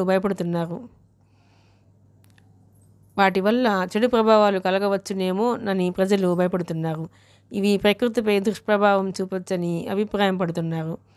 ఈ కోవలోకి చెందినదే స్టార్లింక్ అనే మొక్కజొన్న రకం. దీన్ని ప్రభుత్వం పశువుల మేతగా ఉపయోగించడానికి అనుమతి ఇచ్చింది. కానీ ఈ పొరపాటున మనిషి ఆహార పదార్థాల్లో ప్రవేశించడం మూలంగా చాలా రకాలైన సమస్యలు వచ్చాయి. ఇక జెనెటికల్లీ మోడిఫైడ్ ఆర్గానిజమ్స్ గురించి చెప్పవలసి వస్తే ఇవి ఒకవేళ సహజ జంతువులతో కలిసినందువల్ల సెక్సువల్లీ అనర్థాలు జరగవచ్చు. ఇలా జరగటం మూలంగా అసహజమైన విషప్రాయమైన ఎలర్జీ కలిగించేటువంటి ప్రోటీన్లు ఉత్పత్తి చెంది మట్టిని, మొక్కలను విత్తనాలను కలుషితం చేసే ప్రమాదం ఉంది. ఉదాహరణకి టెర్మినేటర్ జీన్ ప్రస్తుతం కృత్రిమంగా అవయవాలను రోగి యొక్క కణాలను ఉపయోగించి రూపొందించడం సాధ్యపడుతుంది. ఆ కణాల్లో ఉన్న జన్యువులను మార్పు చేయడం వలన కావలసిన విధంగా ఉత్పత్తి చేసుకోవచ్చు. మెదడులో ఉండే నాడీ కణాలని ఉత్పత్తి చేయడం అనేది అసాధ్యమేమీ కాదని, కాకపోతే కష్టతరమైందని శాస్త్రవేత్తలు అంటున్నారు. రాబోయే కాలంలో మెదడు మార్పిడి కూడా సాధ్యపడవచ్చని వారు అంటున్నారు. అయితే మెదడులోని నాడీ కణాలను ఉత్పత్తి చేయడం కష్టం కాకపోవచ్చు, కానీ ఉత్పత్తి చేశాక సైంటిస్టు కూడా ఊహించలే విధంగా ఆ కణాలు వృద్ధి పొందుతాయి. ఆ వృద్ధి ప్రతి సెకండ్కి మనం ఊహించలేనంత ఉంటుంది. ఓ రోజు ఓ వారం ఆదమరచినా అది వినాశనాన్ని సృష్టించే స్థాయికి చేరవచ్చు. చెబుతుంటే శశిభూషణ్ గొంతు కాస్తంత వణికింది. అందరూ విచిత్రంగా చూశారు. వెంటనే సర్దుకున్నాడు ఆయన. అప్పటికే 2 గంటలు దాటింది. శశిభూషణ్ క్లాస్ ముగించి బయటకు వచ్చాడు. చాలామంది ఆయన్ని అనుసరించి ఏదో డౌట్స్ అడుగుతూనే ఉన్నారు. కారు ఎక్కే వరకు చెబుతూనే ఉన్నాడు. ఆ స్కాలర్ ఆయనకి బాగా క్లోజ్ అనుకుంటా. వెళ్ళే వరకు అతని భుజం మీద నుంచి చెయ్యి తీయలేదు శశిభూషణ్. ఆయన్ని కారెక్కించి అతను తన వైపు రావడం చూసి శివాని వడివడిగా బస్ స్టాప్ వైపు కదిలింది. హలో మిస్ శివాని వెనుక నుంచి పిలిచాడు. అమ్మో, పేరు కూడా కనిపెట్టేశాడే. మనసులోనే అతని ఫాస్ట్నెస్కి ఆశ్చర్యపడింది. అతను మళ్ళీ వెనుక నుంచి పిలిచాడు. ఇక తప్పదన్నట్లుగా ఆగింది. పదండి, బస్ స్టాప్ వరకు కలిసి నడుద్దాం అన్నాడు. మీ బైక్ లేదా అడిగింది శివాని. శశిభూషణ్ గారి క్లాస్ విని వచ్చిన తర్వాత మనసంతా చైతన్యపూరితంగా మారింది. మెదడులో కొత్త ద్వారాలేవో తెరుచుకున్నాయి. అలాంటి ఆనందకర సమయంలో ఎవరితోనూ గొడవ పెట్టుకోవాలని లేదు.